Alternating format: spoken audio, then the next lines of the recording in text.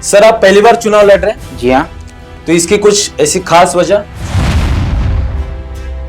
Sir, चुनाव लड़ते समय बहुत सारे पक्ष हैं, लेकिन आपने बीजेपी को क्यों चुना? क्योंकि वो लीडिंग पार्टी है इसलिए चुना या कुछ और वजह थी उसके पीछे? तो सर, जैसे आप प्रभाग क्रमांक 11 से चुनाव लड़ रहे हैं, तो इसके पहले भी कुछ जो सत्ताधारी नगर सेवक थे उन्होंने प्रभाग क्रमांक 11 के लिए क्या काम किए जो आपको लगता है कि अभी तक पूरे नहीं हो पाए? तो आप चुन के आने के बाद आपका कुछ ऐसा प्लानिंग है कि ये काम मुझे पहले करना है? नमस्ते, मैं संकेत बोंद्रे आप सभी का स्वागत करता हूं निवडणूक एक्सप्रेस इस कार्यक्रम में। और आज अकोला न्यूज नेटवर्क की निवडणूक एक्सप्रेस आई है प्रभाग क्रमांक 11 में, और आज हमारे साथ है राहुल चौरसिया सर। स्वागत है सर आपका इस कार्यक्रम में। धन्यवाद संकेत जी। सर, आप पहली बार चुनाव लड़ रहे हैं? जी हाँ। तो इसकी कुछ ऐसी खास वजह? राजनीति में पहले से इंटरेस्ट था। अच्छा। राजनीति देखते आई है। और जो जिस प्रकार से राजनीति हो रही है अभी, तो ऐसा लगा कि राजनीति में उतर के कुछ अच्छा किया जाए। अच्छा। इसीलिए राजनीति में आने का डिसीजन लिया था। और उसी हिसाब से राजनीति में आगे बढ़ रहा हूँ। अच्छा, तो राजनीति में जाने से पहले आपने कुछ ऐसा काम किया है लोगों के लिए? जी हाँ, सोशल वर्किंग करता रहता था। अच्छा। किसी की मदद करना, कुछ करना, किसी का कुछ रहा तो वो करके देना, इस प्रकार से सोशल वर्किंग शुरू रहती थी। अच्छा। थोड़ा जैसा जैसा हो सके अपने काम में से समय निकाल के। अच्छा, तो सोशल वर्क में आप पहले से इन्वॉल्व हैं? जी हाँ। अच्छा सर, चुनाव लड़ते समय बहुत सारे पक्ष हैं, लेकिन आपने बीजेपी को क्यों चुना? क्योंकि वो लीडिंग पार्टी है इसलिए चुना या कुछ और वजह थी उसके पीछे? नहीं, बीजेपी देखिए, बीजेपी जो है उसकी काम करने की विचारधारा काफी अलग है।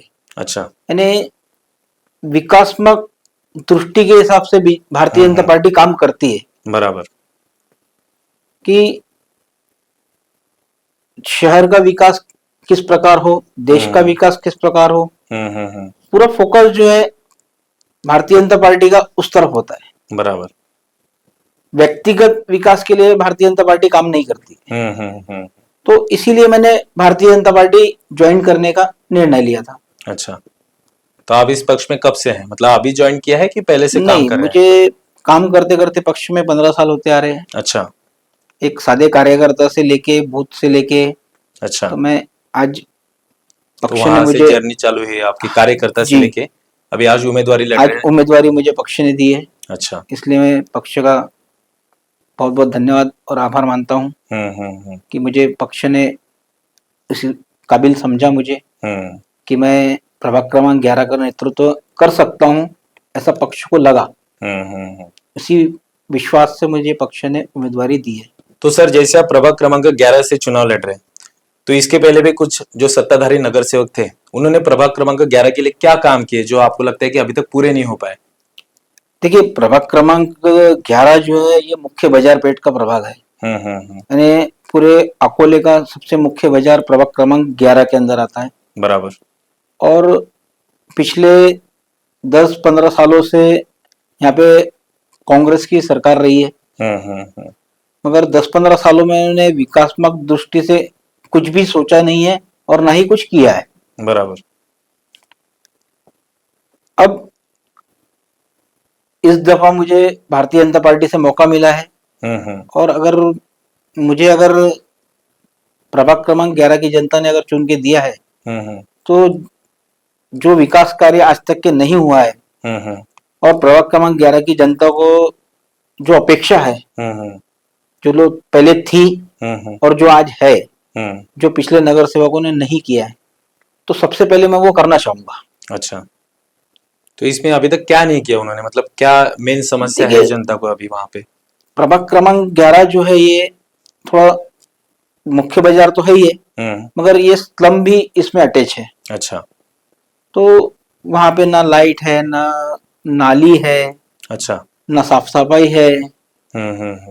चुन के तो आ गए मगर उस और कभी पलट के भी नहीं देखा इन्होंने। अच्छा, तो अगर मुझे मौका मिला है अगर, तो मैं सबसे पहले ये काम करेंगे आप? करना चाहूंगा। तो सर, जैसे आपने बोला कि प्रभाग क्रमांक 11 में जो भी पहले सत्ताधारी नगर सेवक थे उन्होंने कुछ भी काम नहीं किया है, मतलब चुन गया और फिर गायब हो गया, ऐसे ही आपका कहना है? जी। तो आप चुन के आने के बाद आपका कुछ ऐसा प्लानिंग है कि ये काम मुझे पहले करना है? देखिए, मैं अभी प्रचार के लिए हर जगह जा रहा हूँ, घूम रहा हूँ। हम्म। ये यहाँ जो प्रभाग के अंदर जो समस्याएं हैं, जो मैं पहले भी देख चुका हूँ, बराबर। तो लोगों की एक्सेप्टेशन मुझसे ऐसी दिखी है कि भैया अगर आप चुनकर आते हैं तो सबसे पहले हम लोगों को ये नाली बना के दीजिए। अच्छा। ये घान कचरा जो इतना इन्होंने सब फैला के रखा है, इसको साफ करवाइए, क्योंकि उससे सभी लोगों के स्वास्थ्य के ऊपर काफी उसका इफेक्ट आ रहा है। बराबर। तो मैं मैं अगर चुनकर आता हूँ अगर, तो मैं सबसे पहले यहाँ की नालियाँ बनाने के ऊपर और यहाँ की साफ सफाई, दूसरा जो यहाँ के लीकेजेस है नलों के, बराबर। पानी बहता रहता है, अच्छा। क्योंकि पानी बहता है, बिल लोगों को, जनता को देना होता है, बराबर। क्योंकि नल का बिल तो आ ही रहा है, टैक्स तो लागू ही है। उसके अलावा जो रोड की हालत इन्होंने खराब करके रखी है, क्योंकि मुख्य बाजार पेट के रास्ते हैं मगर खड्डे ही खड्डे करके रखे हुए हैं। अच्छा। उस तरफ ध्यान ही नहीं दिया उन्होंने। बराबर। तो मैं ये सब जो विकासात्मक चीजें जो है, मेरा पूरा फोकस पहले सबसे पहले उसी तरफ होगा। अच्छा। मैं स्टार्टिंग में पहले वही काम करूंगा, फिर उसके बाद में और आगे बढ़ूंगा। अच्छा। तो सर आपने इतने सारे मुद्दे बताए कि ये प्लानिंग से मुझे काम करना है, तो महिलाओं के लिए कुछ ऐसा आपने प्लानिंग करके रखा है, इनके लिए भी ऐसा कुछ काम करना है स्पेशल? देखिए, महिलाओं के लिए सबसे पहले जो है, जैसा अभी लाड़की बहन योजना जो ऑलरेडी भारतीय जनता पार्टी की शुरू है, बराबर। तो उस जो कोई लाभ से अगर वंचित महिलाएं, हमारी माताएं बहनें जो रह गई है अगर, तो किसी तरीके से रिक्वेस्ट करके शासन से कि भाई इन लोगों का लाभ नहीं मिल पा रहा है, लोगों को उसका लाभ मिलना चाहिए। उसके बाद में हमारे आदरणीय मुख्यमंत्री देवेंद्र जी फडणवीस जी, आज उनकी सभा हुई है, तो अभी भारतीय जनता पार्टी हमारे लखपति दीदी जो योजना है, अच्छा, उस पे कार्यान्वित है अभी। जो महिलाएं, जो हमारी माताएं हैं, बहनें हैं, उनको जो लाडली बहना जो मिल रही थी योजना, अब उनको लखपति दीदी का लाभ दिलाना। अच्छा, ये नई योजना, ये शुरू नई कर रहे योजना हैं। जो है उसका लाभ दिलाना, अच्छा। उसके तरफ मेरा फोकस रहेगा अच्छा। कि ज्यादा से ज्यादा हमारे माताएं बहनों को उस योजना का लाभ मिले, जो हमारी भारतीय जनता पार्टी लाने वाली है। अच्छा, लखपति दीदी योजना, मतलब जो भी प्रभाग क्रमांक 11 की महिलाएं होंगी, हाँ जी, उन तक सारी योजनाएं आपको पहुंचाना पहुंचाना है हमको। है। बिल्कुल। इसके अलावा उनके सुरक्षा के लिए कुछ प्लान करके रखा है आपने?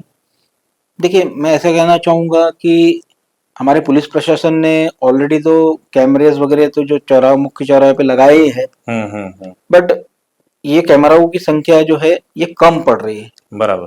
क्योंकि मुख्य बाजार पेट है, हमारी माताएं बहनें कभी भी आना जाना होता है, बराबर। तो अगर इनकी संख्या अगर बढ़ा दी जाए, अभी जैसा मुख्य चौराहे पे लगे हुए हैं, तो बराबर। जो दूसरे जो और चौराहा पड़ते हैं अपने यहाँ पे, जो हर चौक पे अगर उसको लगा दिया जाए तो और उसका बेनिफिट मिल सकता है। बराबर। हम लोगों के यहाँ गुनहगारी जो है वो कम हो जाएंगी या बंद हो जाएगी। बराबर। और सब तरफ देखरानी भी रहेगी। सब तरफ निगरानी रहेगी, हर तरफ पुलिस प्रशासन का ध्यान रहेगा, लोगों को जो गुनहगारी प्रवृत्ति के लोग हैं उनको उस चीज का डर रहेगा, और लोग भी सुरक्षित महसूस करेंगे अपने आप को। बराबर। तो ये आपने बताया अभी महिलाओं के लिए, तो ऐसे कुछ सर जो नौजवान हैं उनके लिए कुछ प्लान करके रखा है आपने?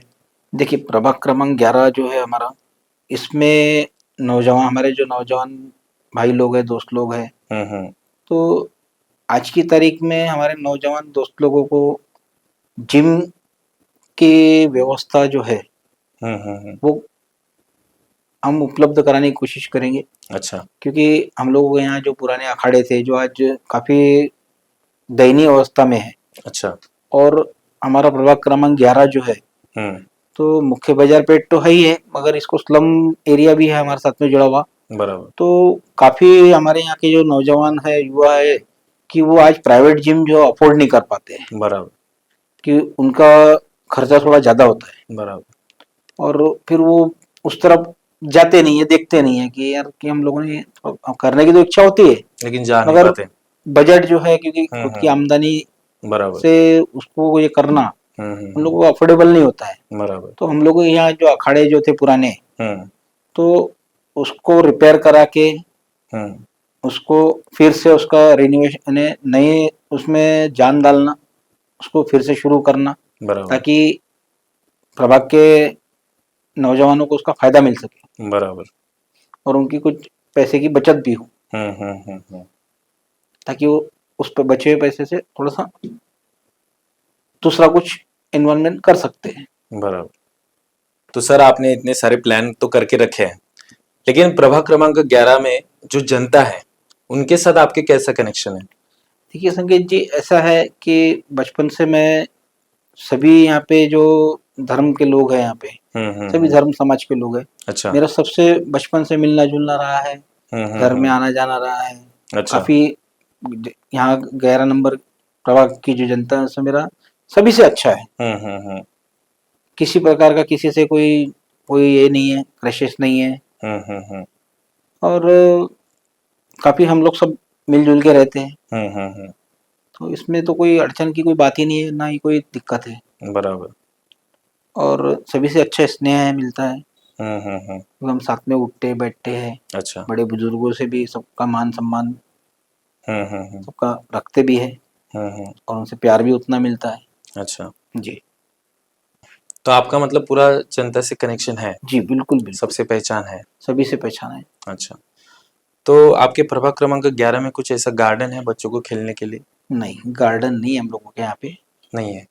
नहीं, ओपन स्पेस भी नहीं है? स्पोर्ट स्पेस भी नहीं है। तो फिर ऐसा कुछ प्लान उसके बारे में करके रखा है आपने किसी से?